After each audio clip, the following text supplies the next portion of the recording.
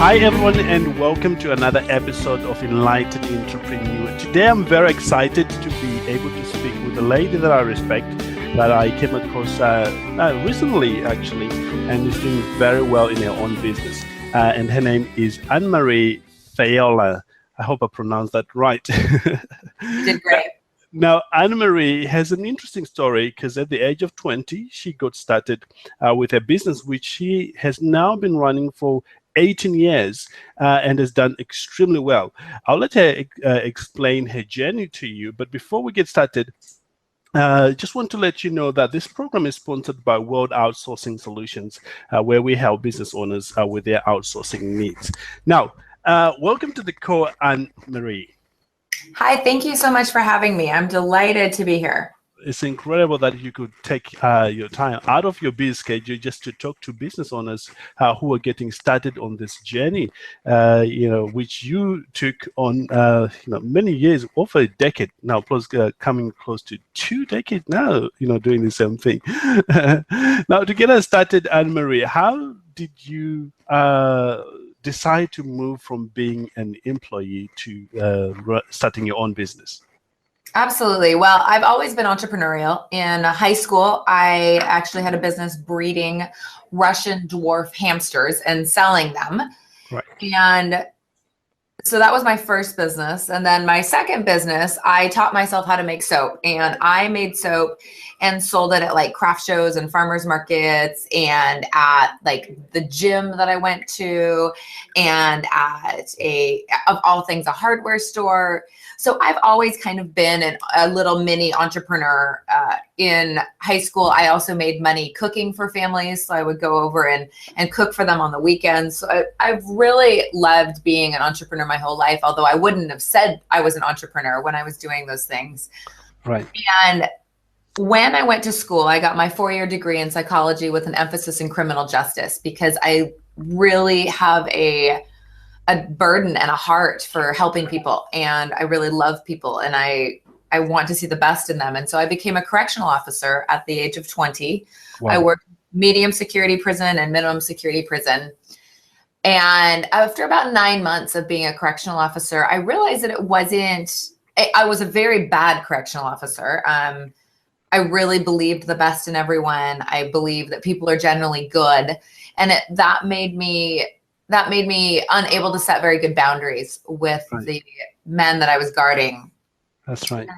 And so at the age of 20, I quit my job and decided to sell soap, right? I had been doing that kind of all throughout high school, a little bit part-time through college.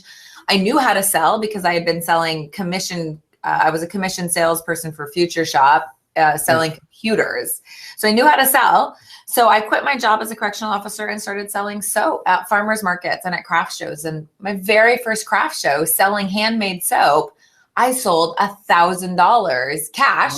Wow. For the weekend. And I was like, wait, I just made $1,000 from just one day.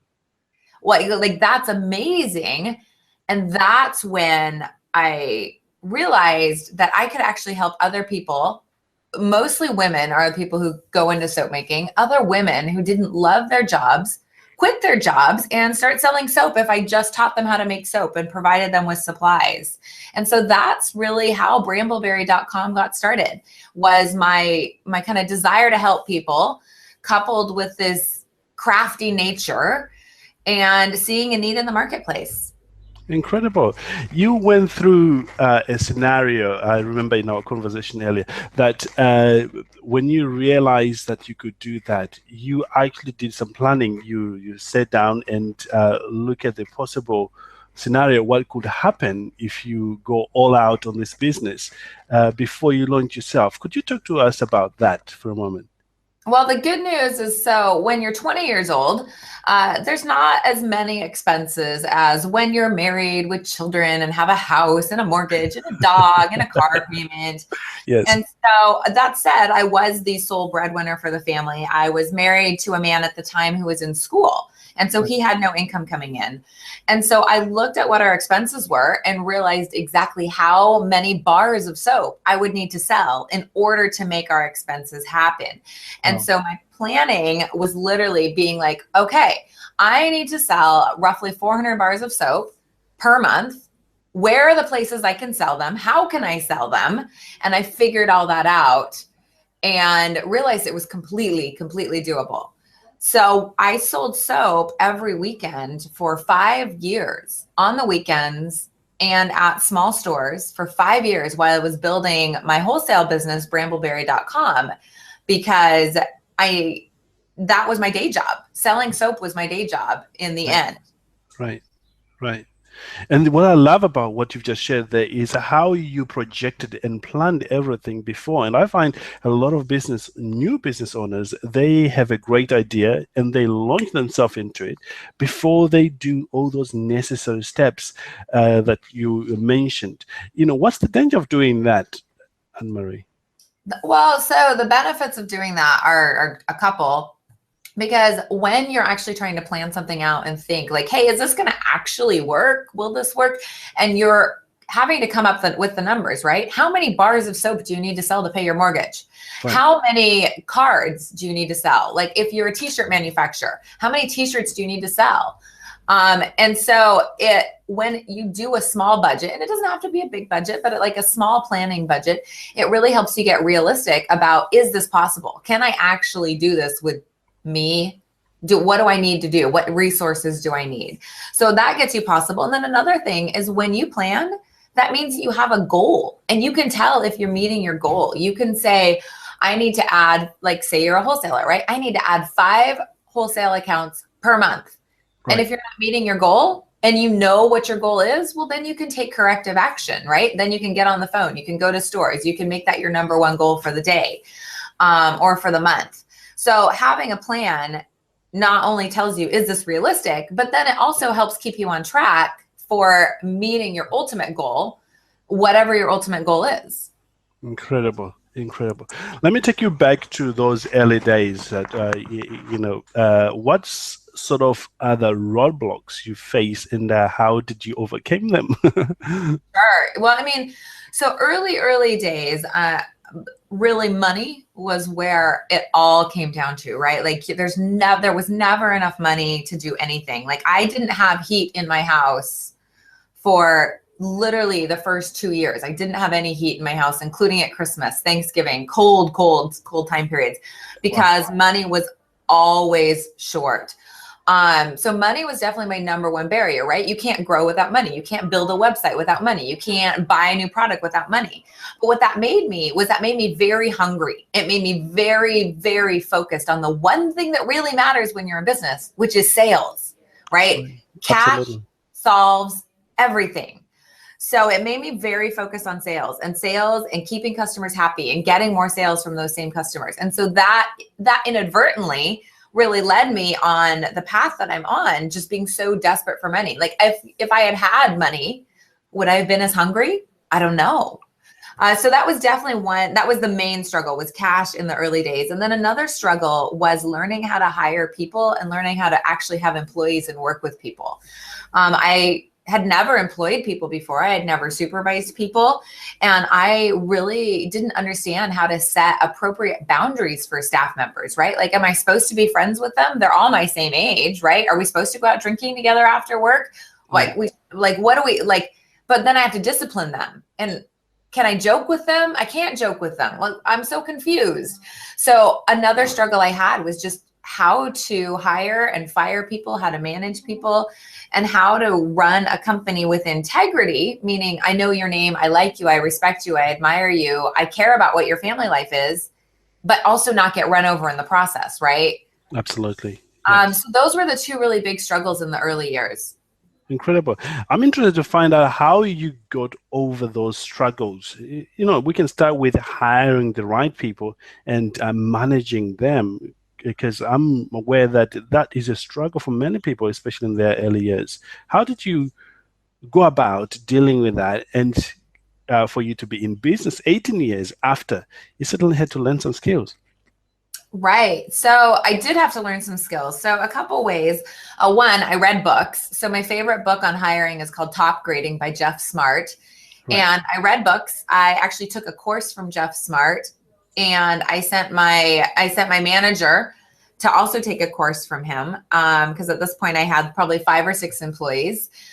So I read books on that, and it was a lot of trial and error, right? Like I would make a policy and then realize it didn't work. And so then I'd have to change that policy, or I would fire someone and then realize I had really done it the wrong way, right? Because then they ended up applying for unemployment and saying, I'd have to pay out on unemployment because I didn't have my policies in place to be able to fire them for cause. I started taking more time with my interviews. I started asking more questions, behavioral-based questions with my interviews. I started checking references much better, right? Because how you do anything is how you do everything. So past performance really does show you what the future behavior is. And then I started doing some actual skills-based tests, right? You say you can type 80 words a minute. Well, let's sit down and let's give you a typing test. And then I also started doing a little bit of behavioral testing when people got hired.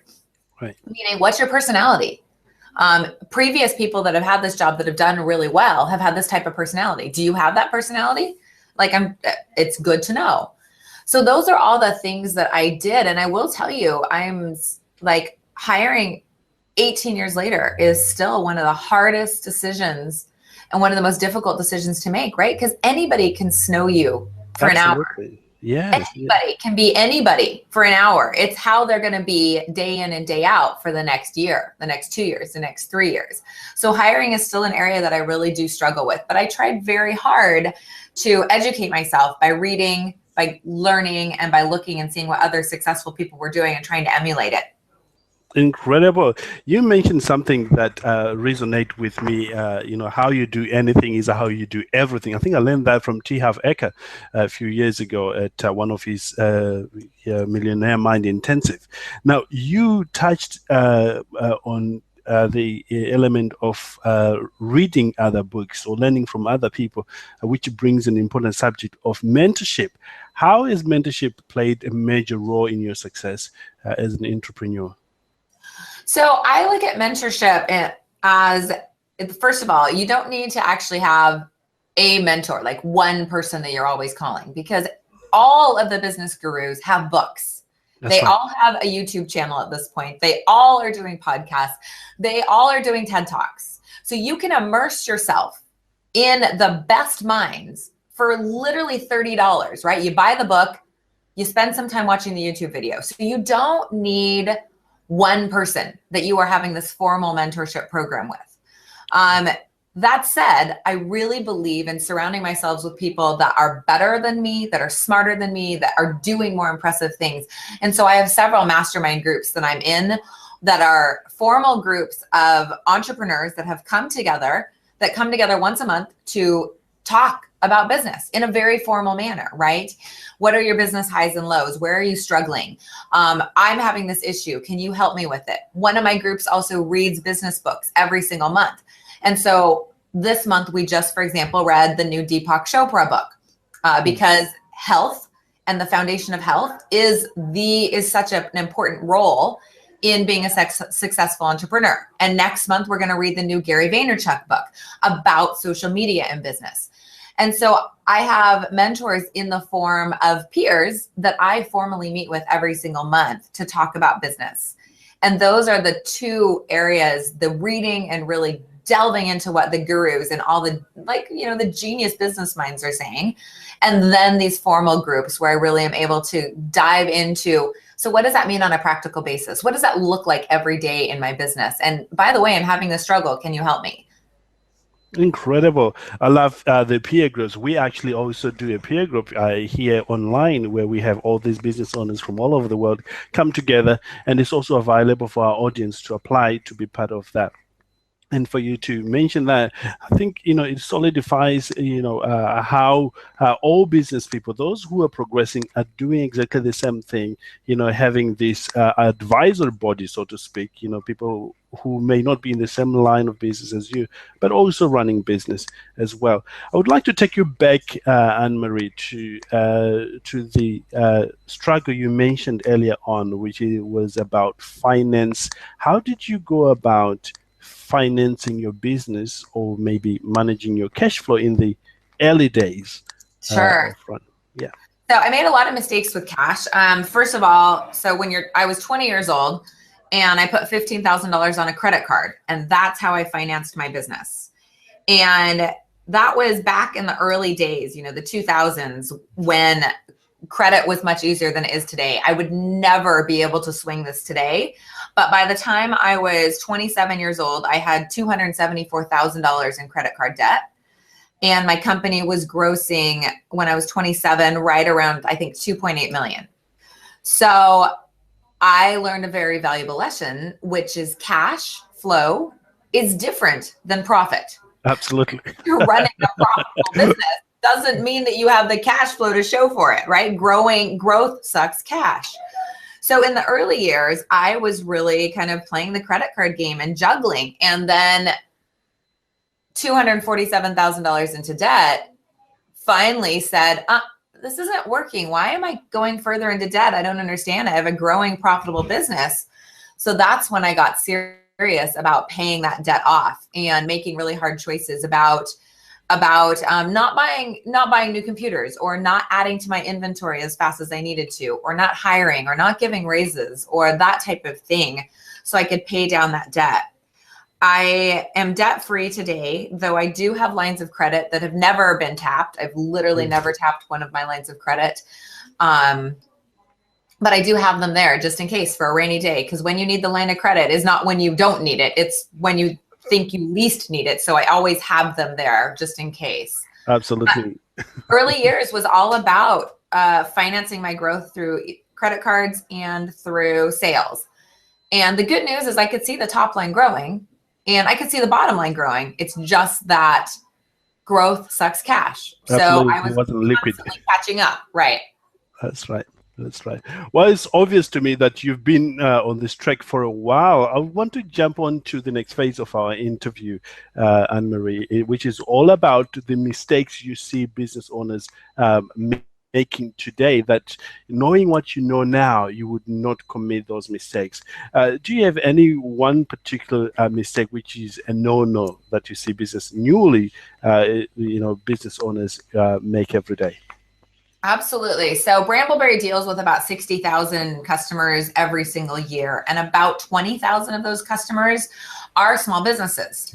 And so one of the mistakes that I see, and this is the one I see most frequently, is analysis paralysis, meaning they make all the plans, they do the logo, then they tweak the logo, then they build the website, then they write the copy, and then they do all this stuff, and they just keep spinning in this kind of pre-revenue phase.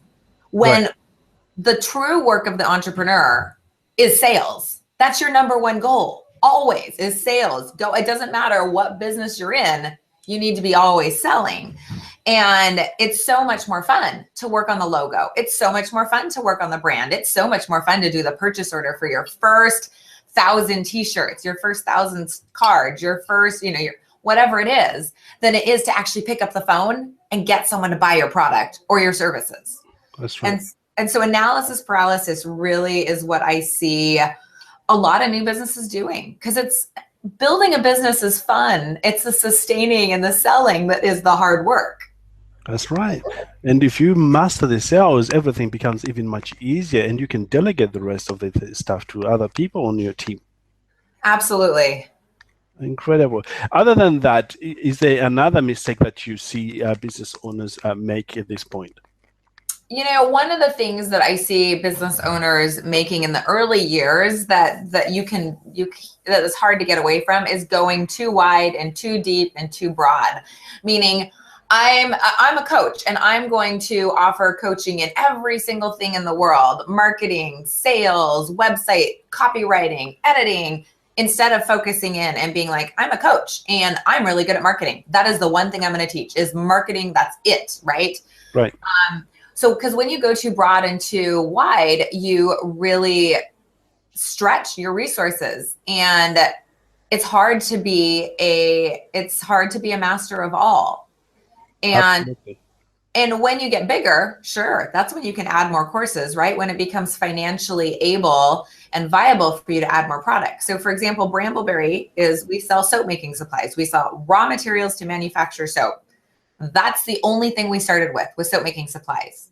And then a few years later, we were able to start with lip balm making supplies, like make your own lipstick at home. And then after that, we were able to do make your own lotions. But we didn't start with all of it.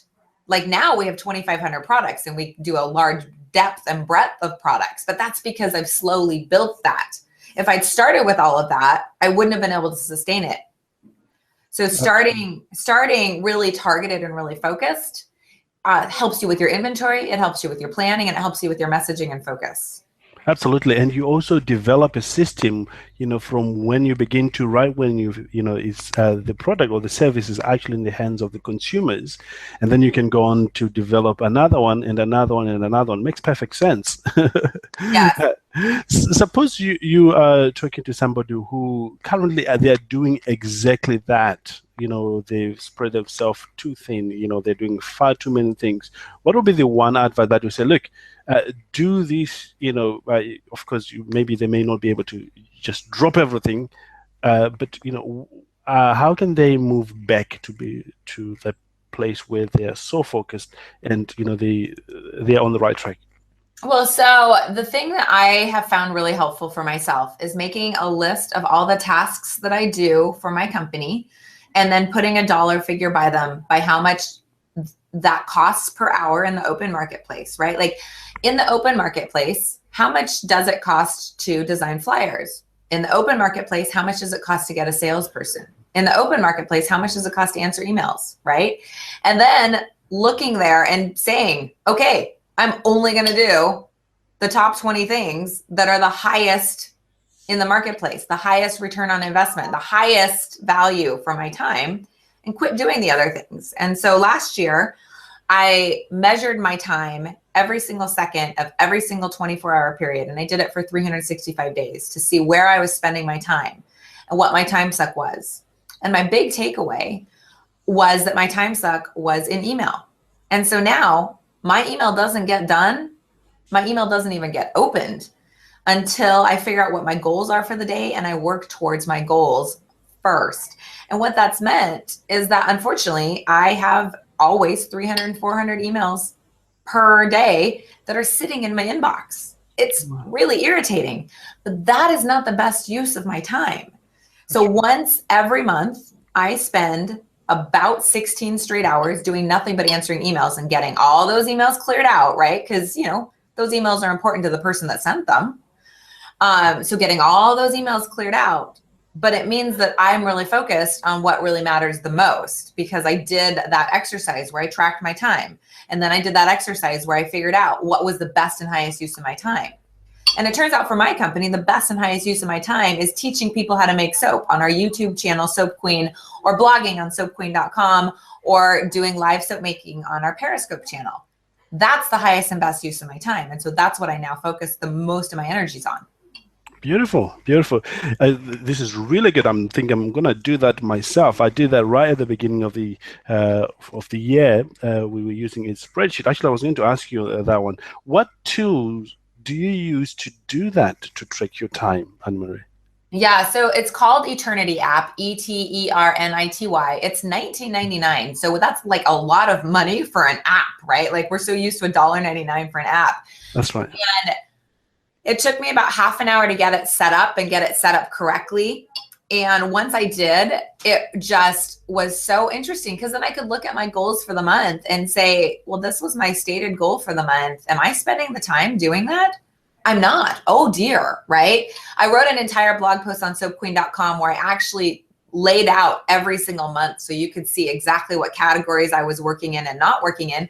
And some months was really bad. Some months, 25% of my workday was spent on email. Talk about a not productive month, right? And so, yeah, it's called Eternity, and that was the app I used, and I loved it. It took a little bit of time to set up correctly to make it work. Right. For my life and my system. Like the first time I set it up, I didn't set it up correctly and then I had to redo it. So there was a little bit of a learning curve, but then I did it and I was consistent with it.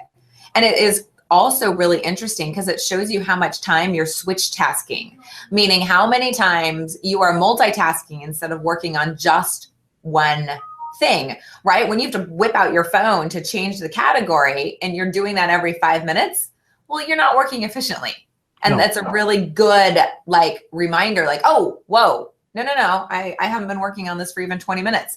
And then another app I use is called Clear Timer, CLEAR Timer. And what you can do with ClearTimer is you can just literally set it to run for 20 minutes.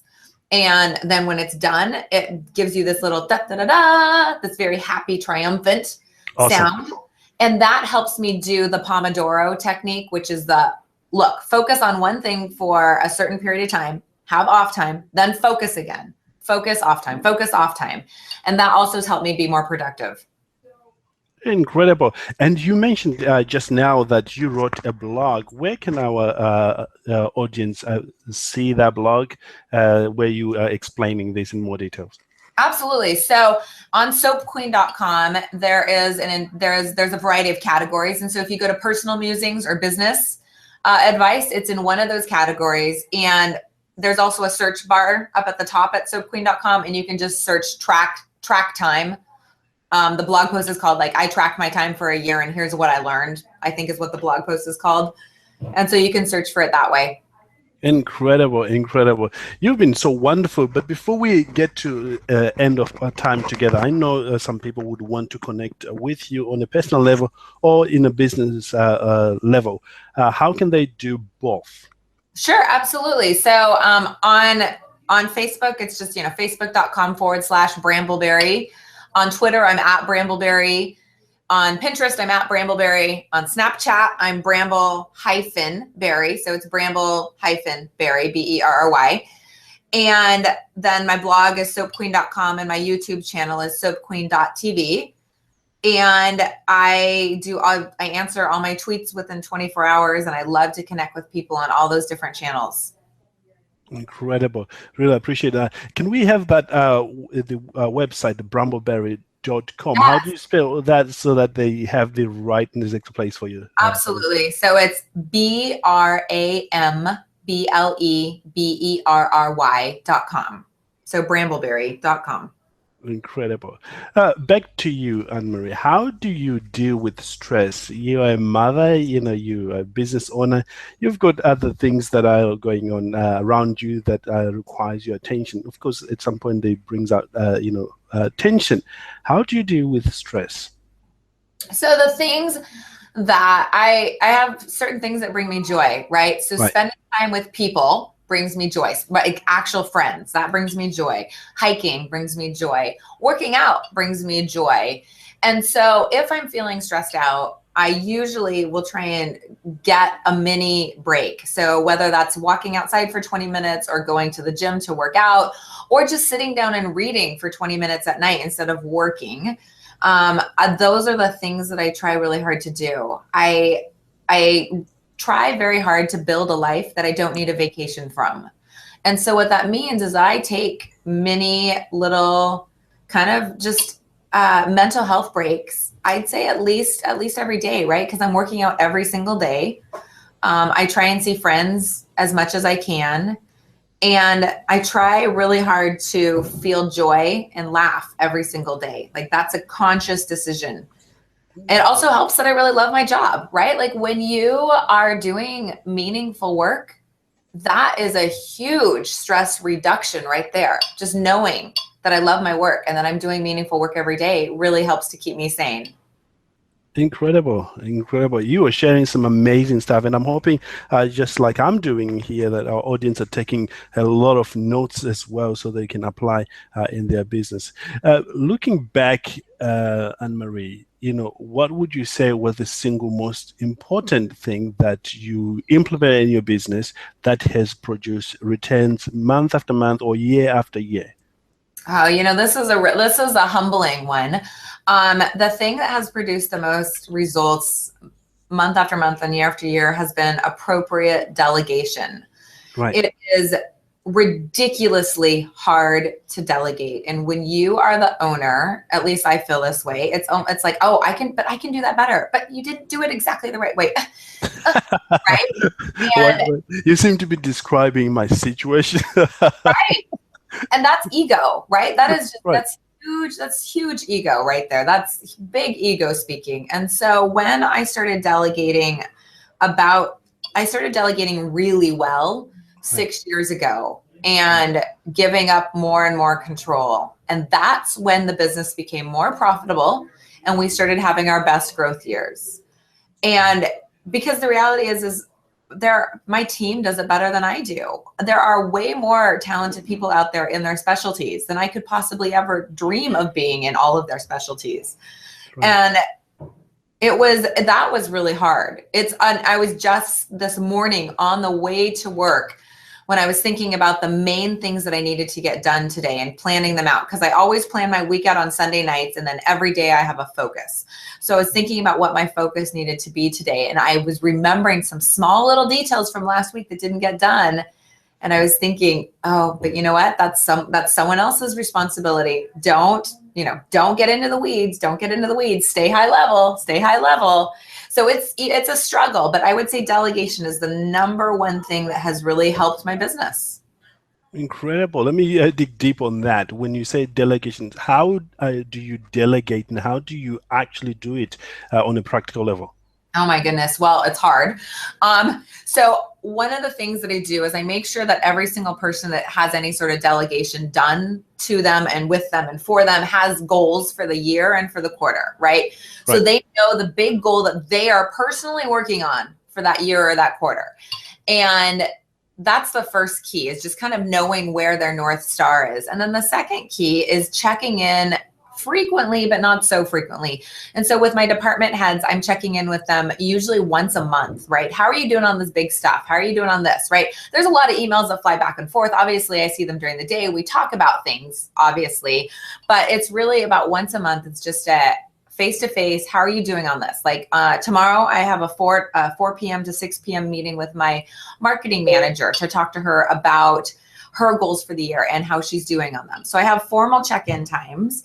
And so once the goals are done and I do the formal check-in times, then I really need to just back up and let them do their job, which is hard, right? Like, for example, a good example of this is last year, I checked every single email that we sent out at BrambleBerry.com. You could not send an email that went to the entire customer list unless I had signed off on it.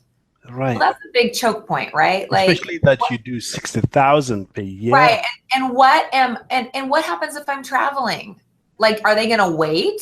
Like, that's ridiculous. And so now the answer is that I've had to let go of saying I am the final word. I've had to trust the team. And so, yes, I get to see the tests that get sent out, but you know what?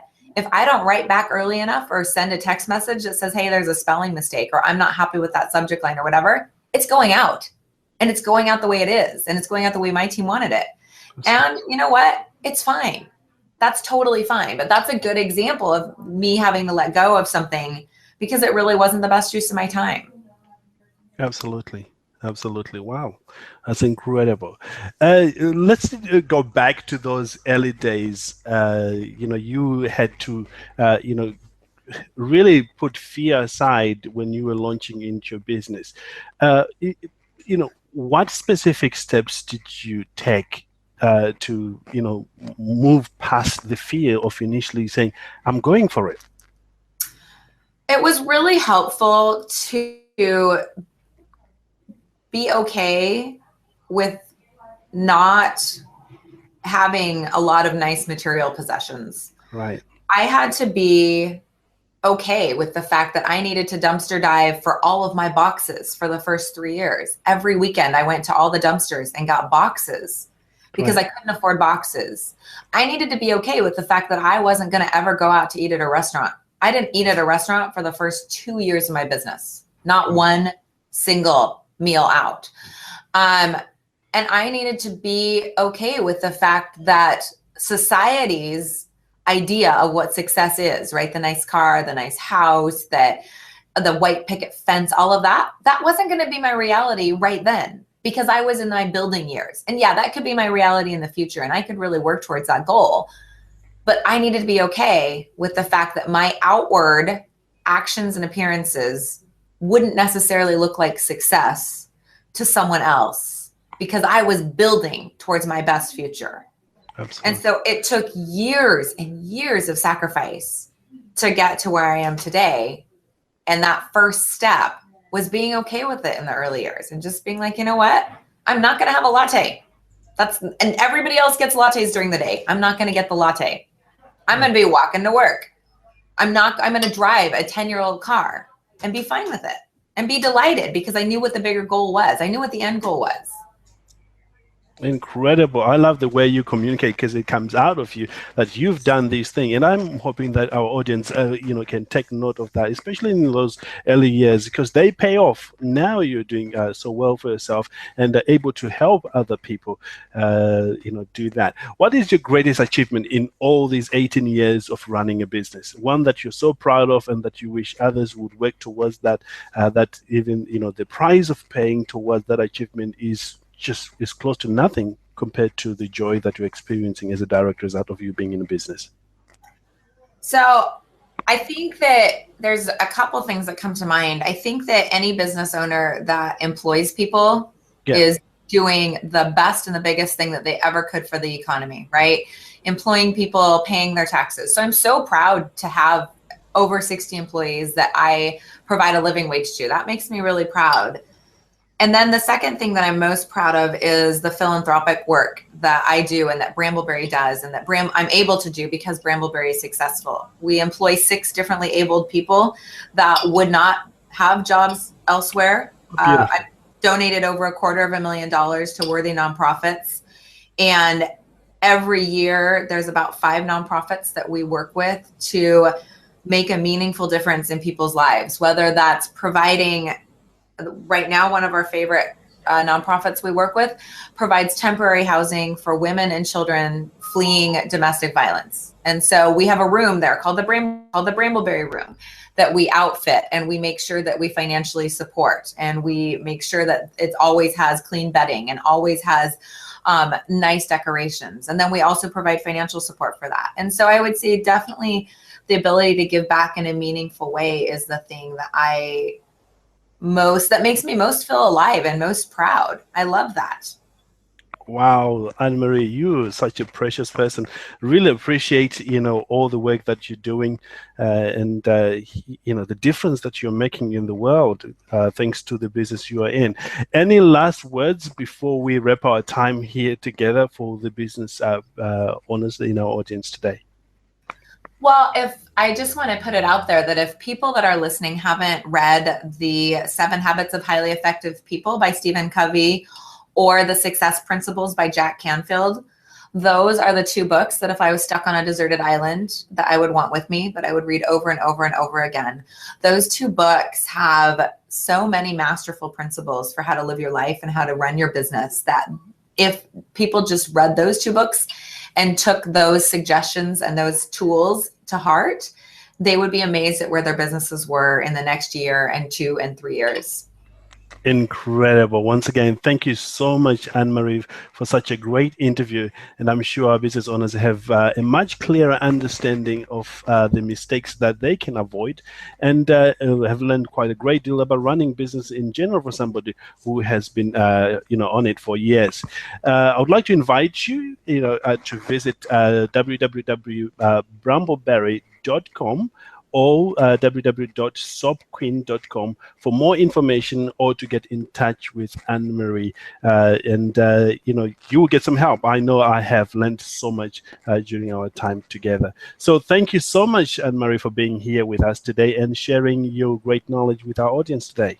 Absolutely. Thank you so much for having me. It's been a pleasure. And we hope at some point in the future we could have you back again and talk maybe on another subject when it is appropriate for you. And absolutely. For you, and really appreciate your time today. Thank you so much. Awesome. Have a great day, everyone, and speak with you very, very soon again on another podcast. Bye for now.